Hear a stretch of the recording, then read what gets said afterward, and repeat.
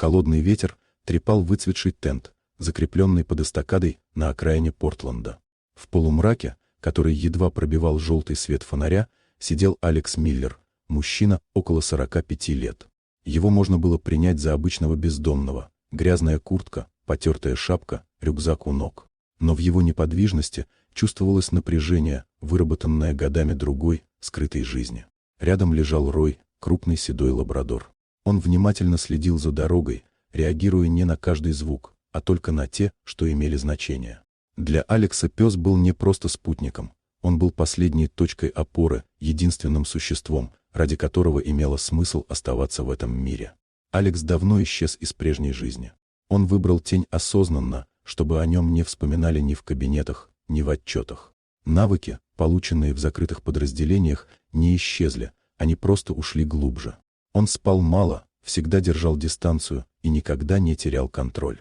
Гул двигателя прозвучал иначе, чем шум обычных машин. Патрульный автомобиль остановился прямо у их укрытия. Из него вышли двое. Старший, офицер Дэниел Харт, около 30 лет, самоуверенный, привыкший, что власть не требует объяснений. Для него Алекс был всего лишь мусором под мостом. Харт приблизился слишком близко. Он говорил резко, не утруждая себя вежливостью. Алекс поднялся медленно, показывая покорность, но не нарушая безопасной дистанции. Рой напрягся. Алекс едва заметно дал команду ждать. Когда офицер толкнул Алекса в плечо, тот устоял. Но следующий шаг стал роковым. Раздраженный рычанием собаки, Харт резко ударил Роя ногой не из злобы, а из желания показать контроль. Собачий визг эхом ударил под мостом. В этот момент Алекс перестал быть бездомным. Он не взорвался эмоциями, он перешел в режим работы.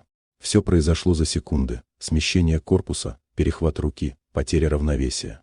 Офицер оказался на земле, не понимая, как это случилось. Алекс зафиксировал его так, что движение стало невозможным, а боль — неизбежной. Напарник замер, не решаясь вмешаться. Перед ним был не агрессивный бродяга, а человек, действующий точно и хладнокровно. Алекс не бил. Он ждал. Подкрепление прибыло быстро. Среди прибывших был капитан Майкл Рейнольдс, опытный офицер, который сразу понял — ситуация нестандартная. Камеры, положение тел, спокойствие Алекса — все говорило против Харта. Алекс подчинился без сопротивления. Он лишь настоял, чтобы пес остался рядом. В участке проверка заняла меньше часа. Расширенные базы дали ответ, от которого у Рейнольдса похолодели ладони. Алекс Миллер был не просто бывшим военным. Он относился к категории людей, которых официально не существовало, но которых система предпочитала не трогать. Камеры патрульной машины подтвердили удар по собаке. А затем всплыли и другие детали: подправленные протоколы, пропавшие деньги, жалобы, которые раньше никто не хотел слышать. Один эпизод стал спусковым крючком. Харт потерял значок в ту же ночь. Расследование пошло дальше, чем он ожидал. Алекс отказался от помощи и компенсаций. Он получил только то, за чем пришел — справедливость. Под утро он снова вышел на улицу Портленда с рюкзаком за спиной и Роем рядом. Он знал, что задерживаться здесь больше нельзя. Но он также знал, иногда, чтобы сохранить покой, приходится напомнить миру, кем ты был и на что способен. Справедливость не всегда громкая.